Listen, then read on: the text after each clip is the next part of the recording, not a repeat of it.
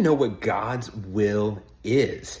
It can be so confusing and hard to figure out exactly what it is. And when we even pray in the Lord's Prayer that I've been talking about the last couple of days, we said, your kingdom come, your will be done on earth as it is in heaven.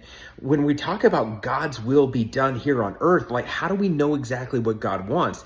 And when we even pray that, what are we saying? That it doesn't matter about what we want, it only matters what God wants? And actually, in this prayer, that is exactly what we're saying.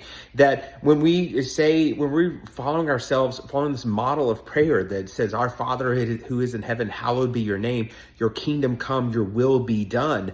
What we're saying is that God who is the all-powerful, God who is set apart, who is holy, that we are actually saying we want his will to be done, that is always done in heaven. We want it to also be done here on earth, that we are surrendering whatever we want for whatever God wants. And so how do we actually know what God wants, and how do we know that we're following what God wants? Well, the key really is to spend time in prayer, and that as we get to know God and we talk to him and he talks back to us, we get to learn more. Another way that we can really get to know him is by learning his word, is by reading the Bible and understanding what it says and what he's telling us to do. Is that if we can do that, if we can learn and hear what he says in the Bible and spend time in prayer, then we will become more like him. There's several other things we can do, but there are those two things that we can do, that we can then become more like him. And the more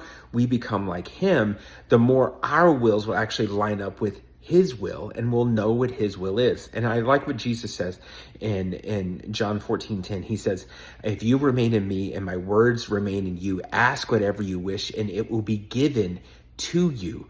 So if you want to know what God's will is, then you just need to spend time with him, remain in him, and let him remain in you. And then you will know what God's will is.